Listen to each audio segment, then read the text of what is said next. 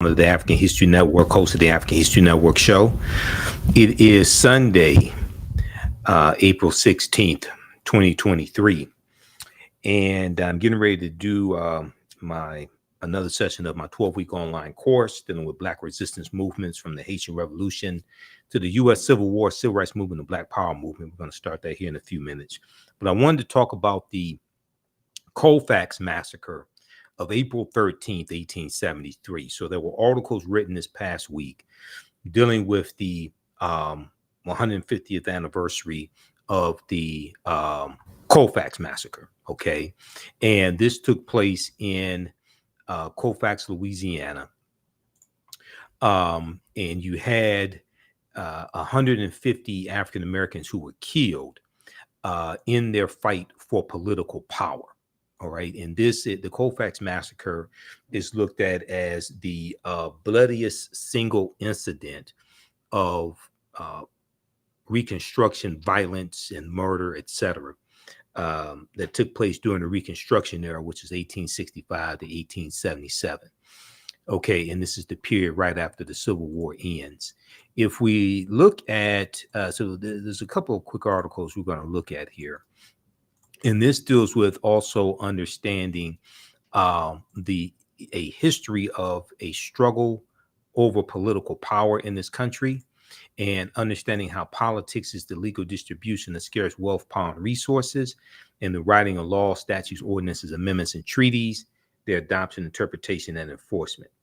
All right, and I'll give you information about our online class also.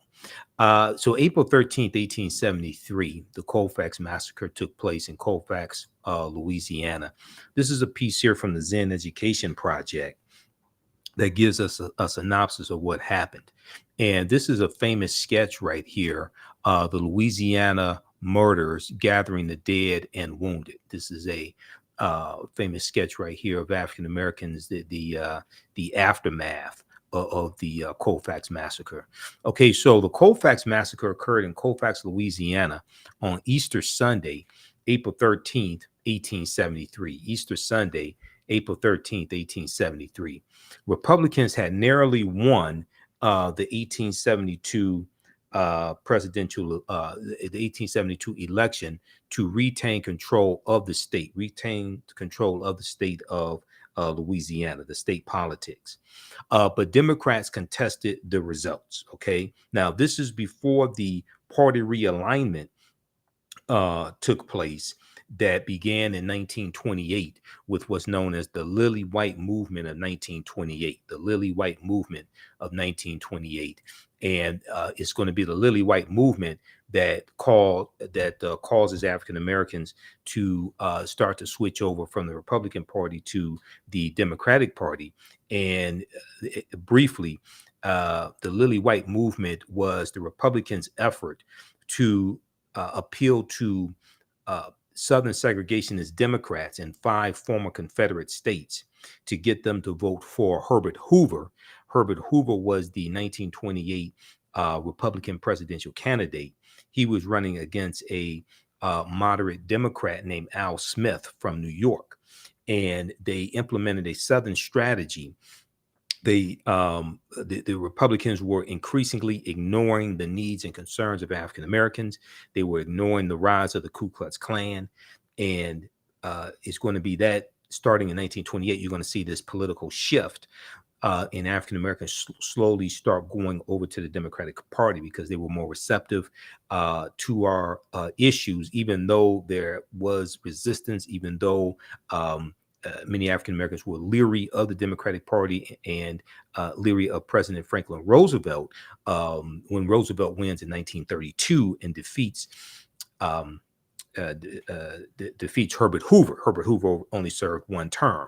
Hoover mishandles the Great Depression, which begins with the stock market crash in October 1929, and African Americans liked President Roosevelt's wife, Eleanor Roosevelt. So we started increasingly going over to the Democratic Party. And in 1947-1948 presidential election, Democrats had a pro-civil rights platform. Okay, and that's when Strom Thurmond, Southern segregationist Strom Thurmond, who was a senator, U.S. senator, he's going to join the Dixiecrat Party, which is a group of Southern segregationists, and he's going to run for president as a Dixiecrat and loses. Thankfully, he loses. Okay, so that's just a brief 2-minute history lesson dealing with the party realignment. Okay, and the party realignment is basically going to be completed in 1968 when Richard Nixon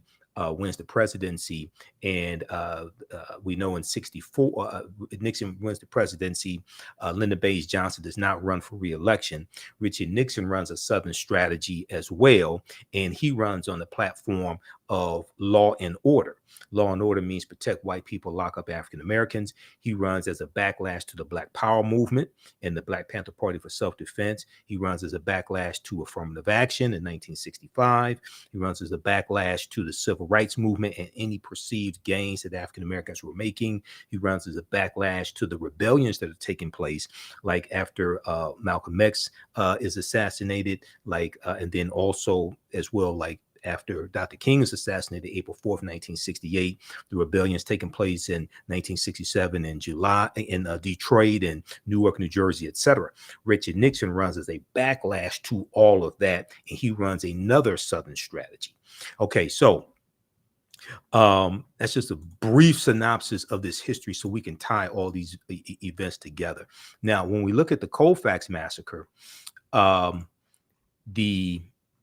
and this is centered around political power as well. Okay. Eric Foner, who's one of the top historians when it comes to the Reconstruction era, and I've read some of his quotes and articles, things of this nature.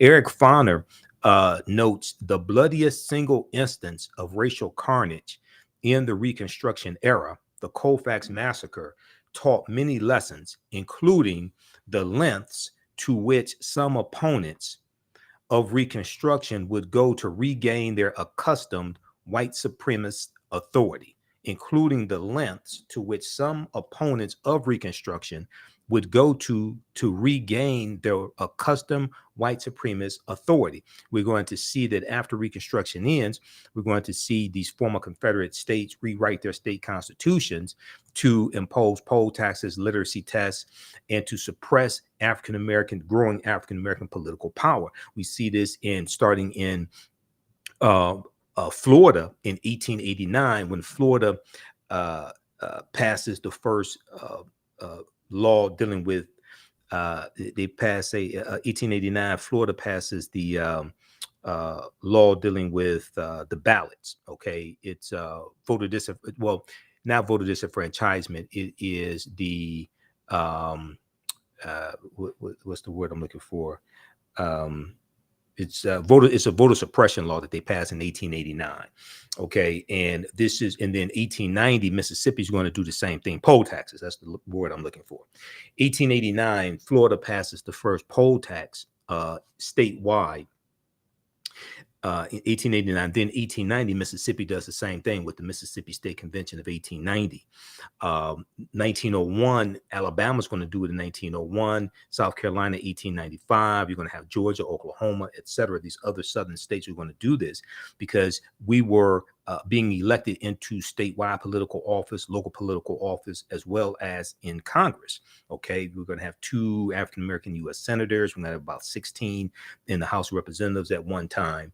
So you have these white supremacists after Reconstruction ends with the Compromise of 1877. You have them taking back control of their state legislatures.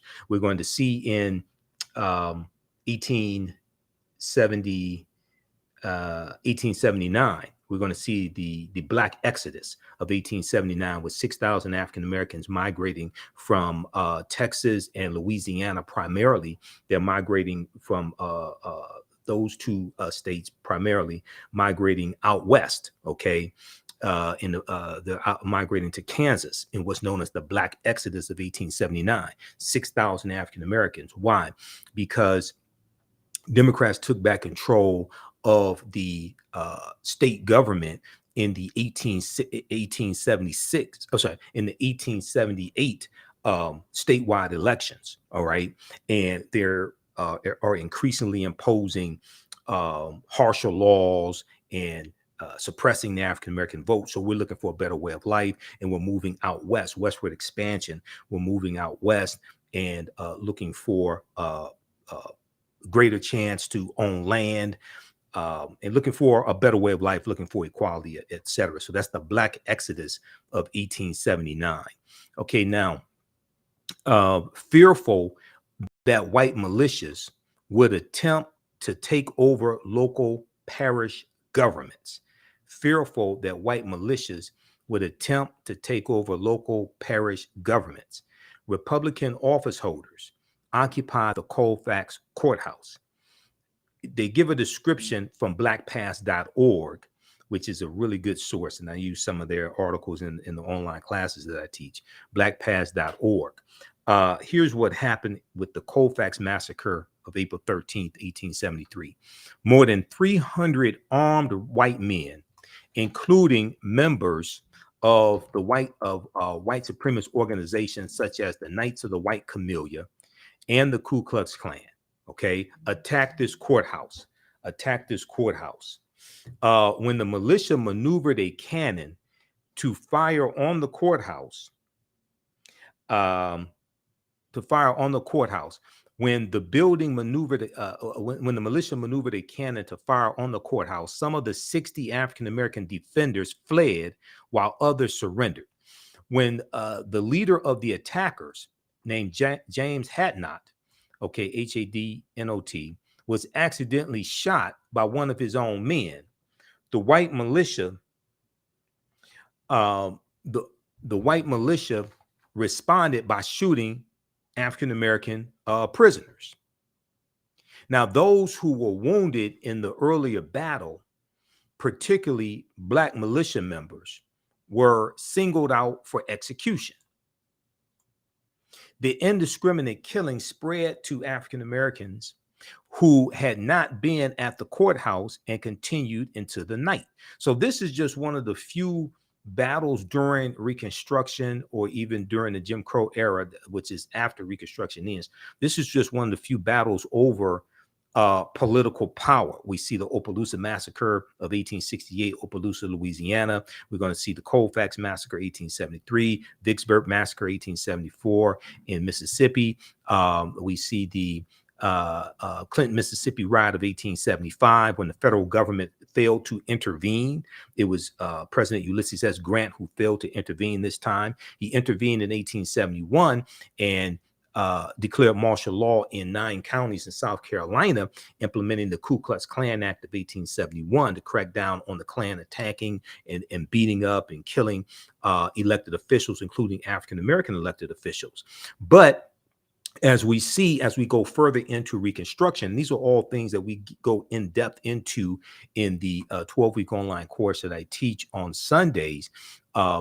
Black resistance movements from the Haitian Revolution to the U.S. Civil War, Civil Rights Movement, and Black Power Movement, 1800 to 1968. So as soon as I finish this broadcast today, we're starting another session of this class right around 3 p.m. Eastern Standard Time or so, Sunday, April 16th, 2023. I'm going to post a link here right on the thread of our broadcast. You can register for the full 12-week online course. It's on sale 54% off. It's on sale $60, regularly $130. Even after the 12-week online course is over with, you have full access. You can go back and watch the entire course as much as you want to. This information is PG-13, I would say. You can also use this information with your children as well. And we see what happens to us, what leads up to the Civil War taking place, what happens to us after slavery ends, and the laws and policies put in place to put us on a trajectory to where we are today, to understand where we need to go from here. Your understanding of politics is directly related to your understanding of history, because politics shapes historical events shape policy. All right, now, the indiscriminate killing spread to African Americans who had not been at the courthouse and continued into the night. Now, although federal charges were brought against several white insurgents, the Supreme Court, U.S. Supreme Court, later ruled in the United States versus Cruikshank that the 14th Amendment only applied to state actions and offered no protections against against acts by individuals. Okay, so here you have the U.S. Supreme Court ruling against African Americans and weakening the 14th Amendment to the U.S. Constitution. All right, so this is a brief synopsis of what happened with the Colfax Massacre of 1873. There were 150 African Americans who were killed in this one-day incident, and 3 white people were killed. All right, so that's from the Zen Education Project. .org. If we look quickly here at this piece from the Smithsonian Institute, smithsonianmag.com, which is another resource that I use in my classes. And in this particular class, we look at probably 80 to 100 articles that we look at over the course of 12 weeks. And we have some various book references as well. But if we look at this article from smithsonianmag.com, the official website of the Smithsonian Institute, the 1873 Colfax Massacre set back the Reconstruction Era. The 1873 Colfax Massacre set back the Reconstruction Era. And let me pull this up here. Okay. Just a second. Here we go.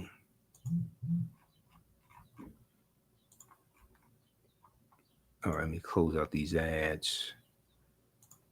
All right, let's look at this article here quickly. And how you all like this type of information. Give us a thumbs up, give us a heart, give us a like on this broadcast. And you can also register for this online course as well. And you can use this information with your children also. Okay, so we teach this class normally Sundays, 2 p.m. to 4 p.m. Eastern Standard Time. Today we're going to start right around 3:30 as soon as I finish this broadcast. The 1873 Colfax Massacre crippled the Reconstruction Era. Occurring 150 years ago, one of the worst incidents of racial violence after the Civil War set the stage for segregation. So this article was updated April 13th, 2023, because we are commemorating the 150th anniversary of the Colfax Massacre. So here's that famous sketch that I just showed you from the Zen Education Project. This is from Harper's Weekly, May 10th, 1873. Okay, an etching of Black families gathering the dead after the Colfax Massacre. And this sketch was published in Harper's Weekly magazine, May 10th, 1873. So the Reconstruction period, which is 1865, 1877, that followed America's Civil War, was one of the worst, most violent eras in American history. During that time, thousands of African Americans were killed by domestic terrorists like the Ku Klux Klan, but also the Knights of the White Camellia and the White Knights and things like this, the Red Shirts. There were numerous domestic terrorist organizations. The Ku Klux Klan is the most well known. And these organizations tried to reinforce antebellum policies, or policies before the Civil War. Bellum is in reference to war. Ante is a prefix meaning before, who tried to reinforce antebellum policies of white supremacy. For many historians, one of the worst examples of the violence occurred 150 years ago. It's called the Colfax Massacre of 1873 in Colfax, Louisiana. Now, immediately after the war, different factions began fighting over power, and they're fighting over political power. Bitter over the Confederacy's loss, many white Southern Democrats tried their best to continue disenfranchising and restricting the right of former slaves. At the same time, insurgent white supremacist groups terrorized African Americans throughout the South. In Louisiana, the fight over the post-war government was particularly bloody, as PBS American Experience series explores, PBS Public Broadcasting System. So we see this fight over control of political power after the Civil War ends, whether it's in local government, whether it's in state government, whether it's in federal government. Okay, we're going to see this take place as you get further into the Reconstruction Era, which only lasts about 12 years. As you get into the 1870s and get into the mid to late 1870s, we're going to see a declining commitment from Republicans to continue to intervene on behalf of African Americans in Southern conflicts. Okay, and we're going to see a decline from the White House, from President Ulysses S. Grant, and then in the 1874 midterm elections, Democrats are going to take back control of the House of Representatives, which weakens the political power that Republicans have, and is going to weaken their ability to get bills passed through Congress. And then you're going to have the so you have that in 1874 taking place. Then you're going to have the Compromise of 1877, where Republicans agree to if Republicans agree that Rutherford B. Hayes, the Republican candidate for president, will remove the remaining Union troops out of the South, like in Florida and Louisiana. The Union troops are still in 3 states in the South. He will remove the remaining Union troops out of the South, which will allow the Democrats to take back full control of these state legislatures, rewrite the state constitutions, impose white supremacist laws, etc., segregation, things like this. And this is in exchange for Rutherford B. Hayes to become president. And this is what happens. Okay, we're going to see a lot of these gains that we made during this 12-year period of time during Reconstruction. We're going to see this come to a screeching halt. We look at Tennessee. Tennessee's in the news dealing with Representative Justin Pearson, Representative Justin Jones being expelled from the Tennessee state legislature in what I call a high-tech political lynching, which is reminiscent of lynchings that took place in Tennessee, but also Tennessee has a history of suppressing the African-American vote as well. So when we look at 1881, Tennessee, their state legislature, they impose segregation on streetcars and railroad cars, things of this nature. This is Tennessee in 1881. All right, now very briefly here, simmering resentments between Southern Democrats, many of whom were former slave owners, and the Republican-dominated federal government exploded in the 1872 election for Louisiana's governor. The ballot resulted in a hotly contested split between the Republican and Democratic candidates when President Ulysses S. Grant sent federal troops to support the Republican candidate. White Southerners rebelled and formed a heavily armed insurgent army called the White League. Okay, now this is 1872. Now this is the year after the Ku Klux Klan Act of 1871 was passed by Congress. It's the third of the 4 enforcement acts, and even though the U.S. Supreme Court weakened the bill in about around 1883 or something like that, even though they weakened it, it's still on the books today. Okay, the Ku Klux Klan Act of 1871, and it gave the authority to the President of the United States to impose martial law in counties, to impose martial law, to be able to crack down on domestic terrorism when you have organizations who are interfering with elected officials conducting their official duties and inflicting violence upon them, killing them, etc., whether they are white or African American. There's a good piece from Britannica.com dealing with the enforcement acts. Okay, this was the third of the 4 enforcement acts called the Ku Klux Klan Act of 1871. All right, and if we look at this here,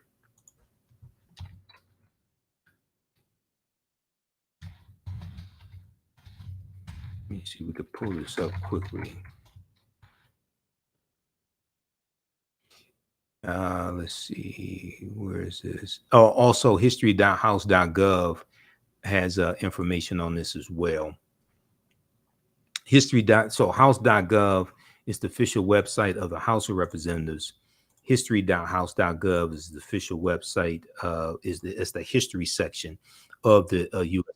Representatives, the history section. Okay, so if we look at this here,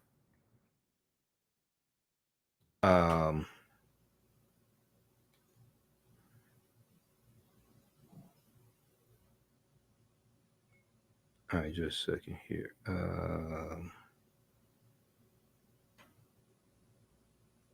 So if we look at this,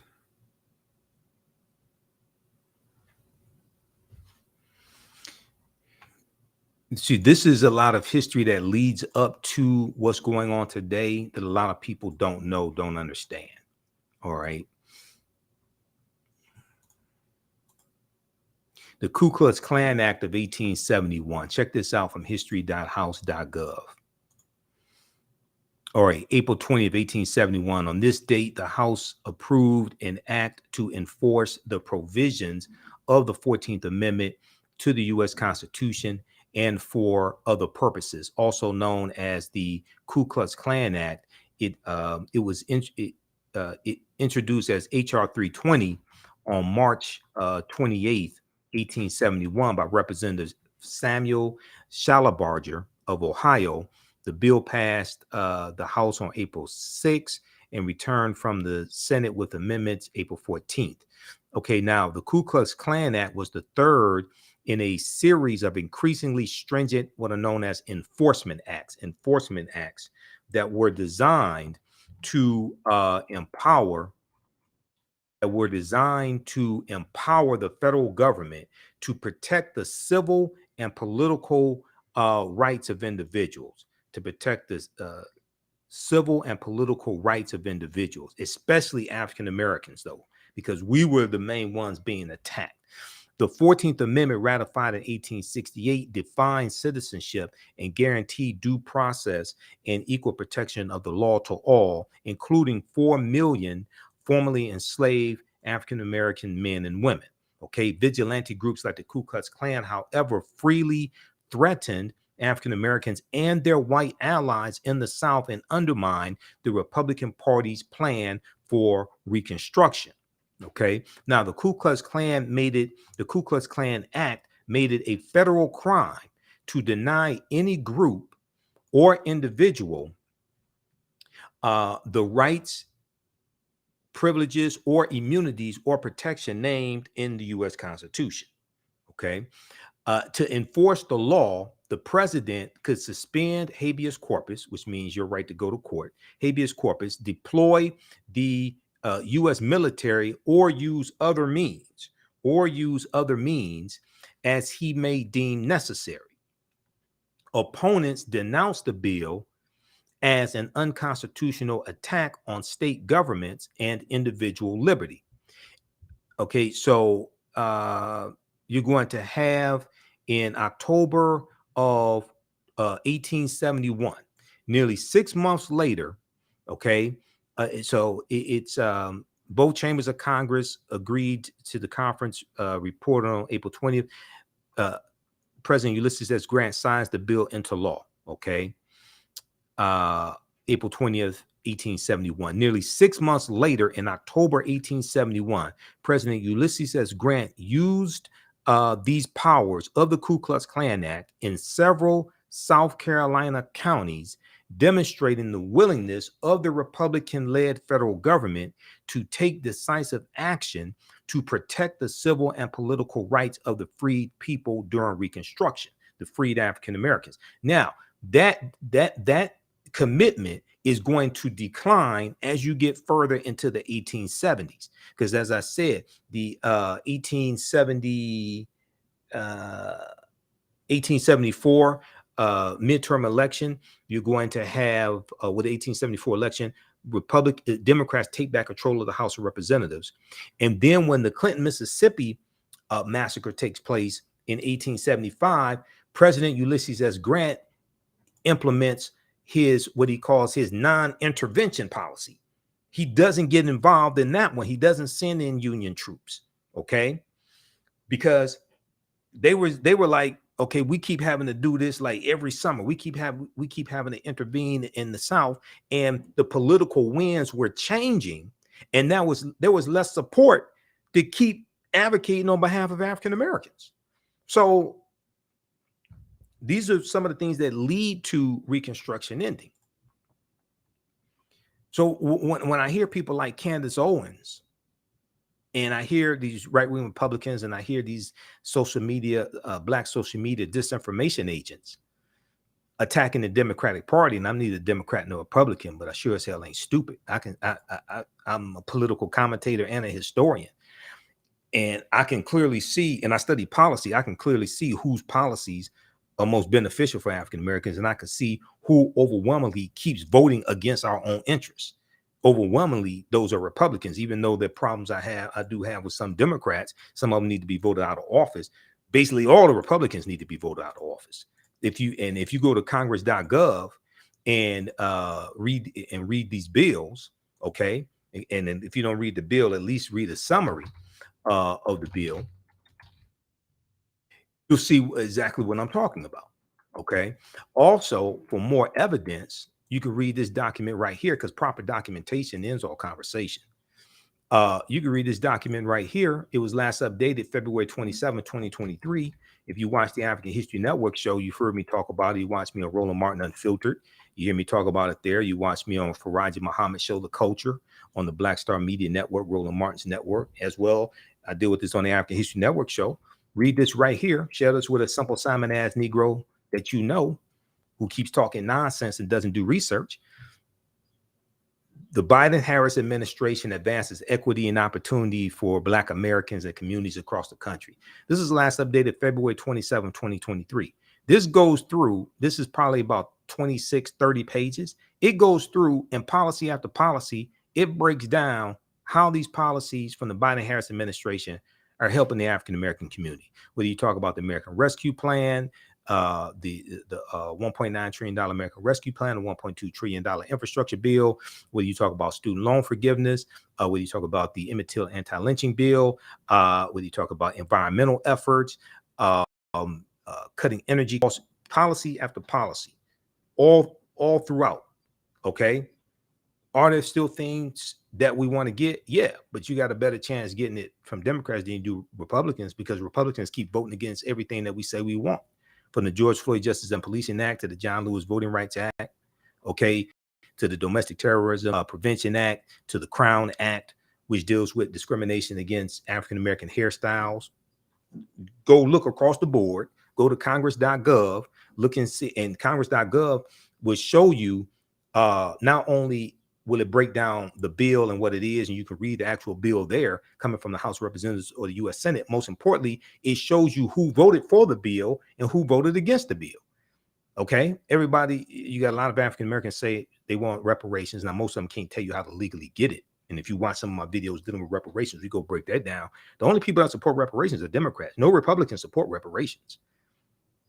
Under the 117th Congress, no Republicans co-sponsored HR 40. You had like between 196 and 217 co-sponsors. They were all Democrats. No Republicans support reparations. So everything from the historic child tax credit to $5.8 trillion of $5.8 billion for HBCUs in 2021, all this, go read this.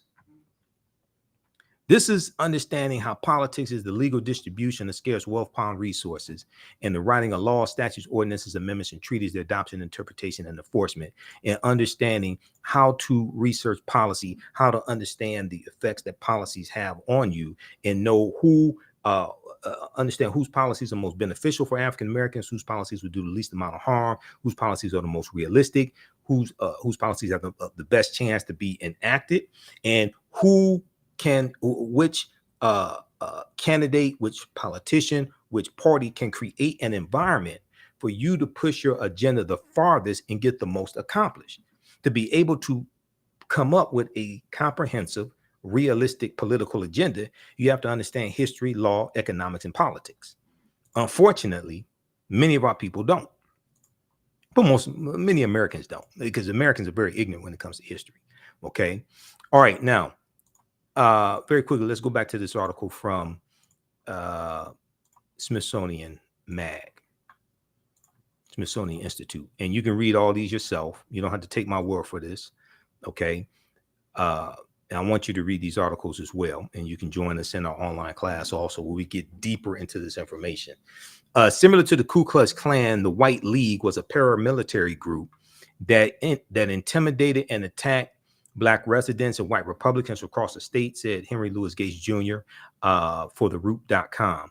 Now, out of fear that local Democrats might try to seize control of the Grant Parish regional government, which was almost evenly split between African American and white citizens, and all black militia took control of the local courthouse in 1873.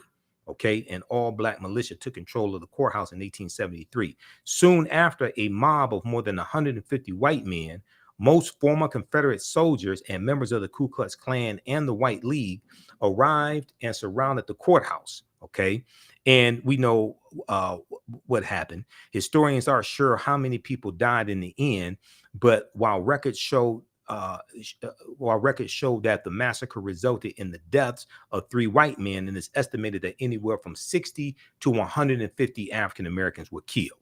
The bloodiest, Eric Foner, once again, he's quoted here. He's one of the top authorities on the Reconstruction era. Quote, the bloodiest single instance of racial carnage in the Reconstruction era. The Colfax Massacre taught many lessons, including the lengths to which some opponents of Reconstruction would go to regain their accustomed authority. We're talking about white supremacy. Now, Eric Foner wrote this in his book, Reconstruction, America's Unfinished Revolution, 1863-1877.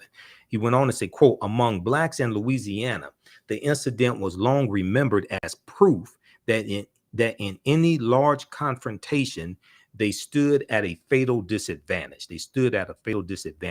Now, while the massacre made headlines across the country and 97 members of the white mob were indicted, in the end, only 9 men were charged of violating the Enforcement Acts of 1870 and 1871, sometimes known as the Ku Klux Klan Acts, which were intended to guarantee the rights of freedmen and freedwomen under the 14th and 15th Amendments. Now, at this time, the 15th Amendment did not apply to women. Okay, it just applied to African American men, guaranteeing the right to vote.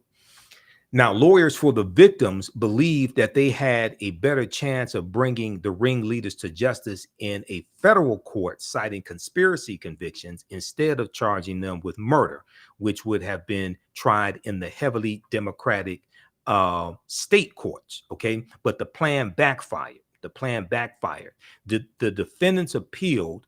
And when the case eventually came before the U.S. Supreme Court in 1876, the U.S. Supreme Court justices overturned the lower court's convictions, ruling that the Enforcement Acts applied only to actions by the state, not by the individuals. Okay, read the rest of this article here at SmithsonianMag.com. The 1873 Colfax Massacre set back the Reconstruction.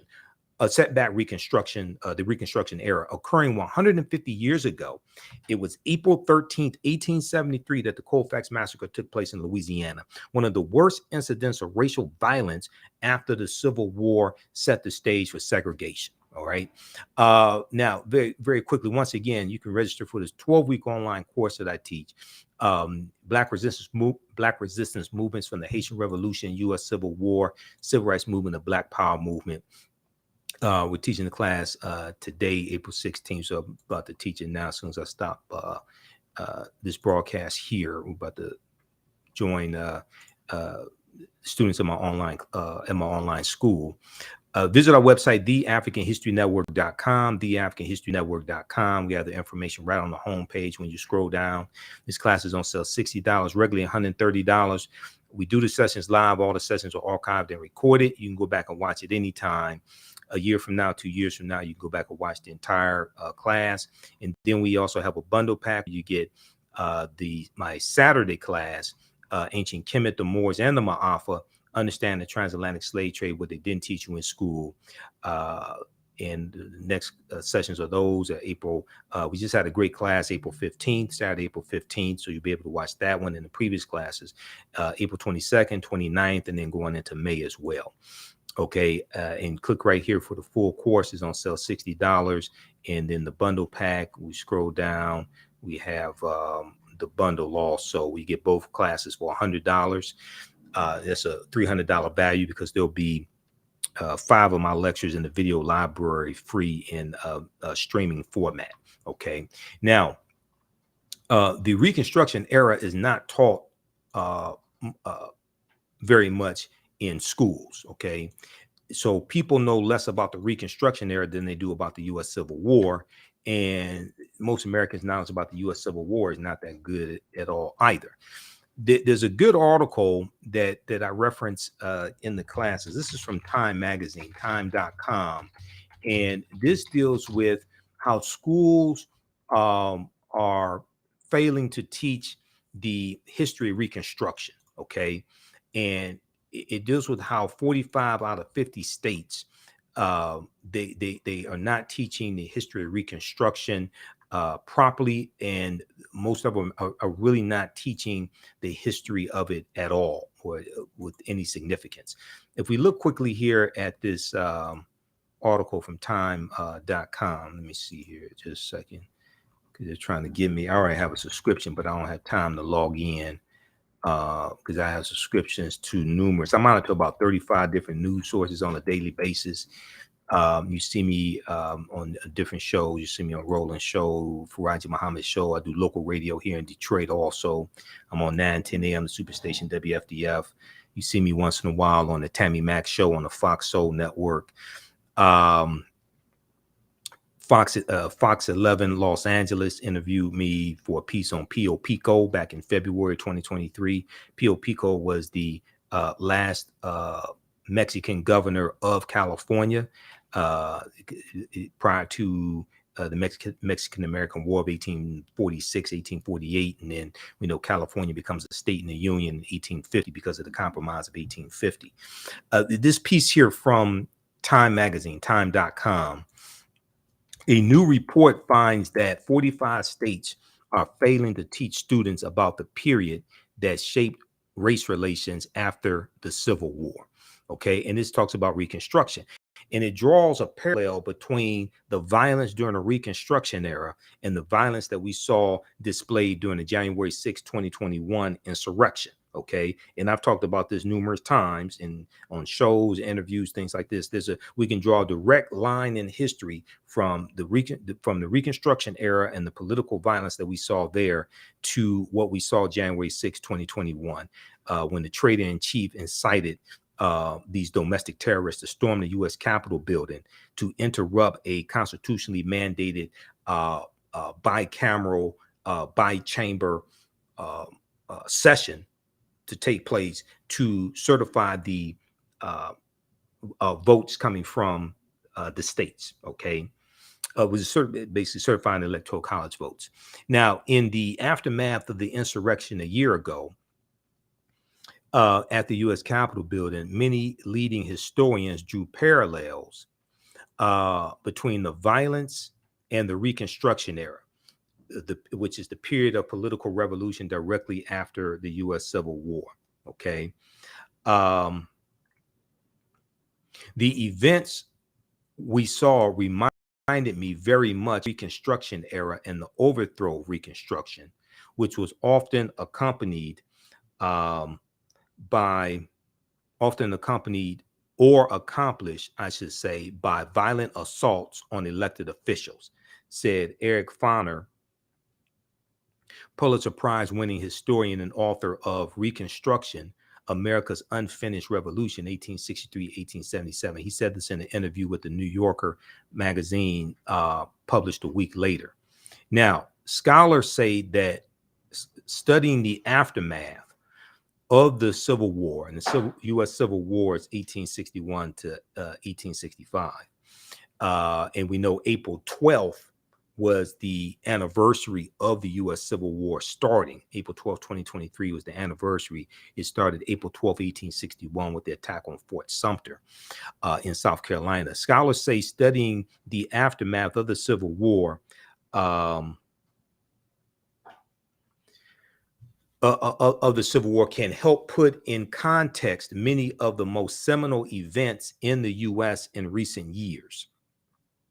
From the brutal murder of George Floyd by police in 2020 to voter suppression laws enacted after Black voters played a big role in helping Joe Biden and Kamala Harris be elected to the White House as president and vice president in 2020. But despite the timeliness of the era in today's climate, many students in American schools will not get a full education on Reconstruction until they go to college. Okay. But the problem is most of them are not going to go to college. So how do they get this history lesson? Where do they get this information from? And then you have, in many former Confederate states, you have school boards, or at the state level, like in Florida under Governor Ron DeSantis, you have them passing these various anti-woke bills. You have them passing bills banning books and restricting the type of history and what aspects of history can be taught in school to further suppress this information. And this is how you manipulate people, by keeping them ignorant of history and politics. In social studies standards for 45 of 50 states and the District of Columbia, discussion of Reconstruction is partial or non-existent, according to historians who reviewed how the period is discussed in K through 12 social studies standards for public schools nationwide. In a report produced by the education nonprofit, the Zen Education Project, the report studies authors say they are concerned that American children will grow up to be uninformed about a critical period of history that helps explain why full equality remains unfulfilled today. Okay, historians are saying that they are concerned, and the studies authors are saying that they are concerned that American children will grow up to be uninformed about a critical period of history that helps explain why full racial equality remains unfulfilled today. Okay, you could throw in there reparations as well. We're trying to get reparations. Most of these strategies for reparations ain't going to work in the first place, but we're trying to get this. And you got a down electorate, as well as many people in elected office, especially Republicans, who are ignorant of history in the first place. All right. So check this out. We hope to see you in class. I do this on Sundays, 2 p.m. to 4 p.m. Eastern Standard Time. Today we're starting later. We're about to start right now because we're about to end this broadcast. You can join us in our online class. The link is here. And visit our website, theafricanhistorynetwork.com, theafricanhistorynetwork.com. You can register for it there also. And we'll be on live tonight, 9 p.m. To 11 p.m. Eastern Standard Time for the African History Network show. We'll broadcast on 9:10 a.m. Superstation WFDF, and then also on Facebook and YouTube. So we have some good stuff for you for our Sunday night show. Also, if you want to support the African History Network, $, the AHN show through Cash App, $, the AHN show through Cash App, then also through PayPal, paypal.me/the AHN show. This helps us keep doing the research, stay on the air, keep broadcasting, pay some of the bills, etc. We have the information right here. This is our official Cash App account, $, the AHN show, SHOW. When you go to it, it says Michael and shows my picture there. These other ones here are fake African History Network Cash App accounts. There are like 5 fake accounts I've identified that have been stealing money from us. So I'm still trying to get those shut down as well. Okay. And then when you click right here on the link, it shows our QR code there also. So this helps us keep doing the research, stay on the air, keep broadcasting, pay some of the bills, finance the research, etc. All right, look, we have to get out of here. Remember, right knowledge corrects wrong behavior. It's not over till we win. Wakanda forever. Talk to you next time, and we'll see you in class. Peace.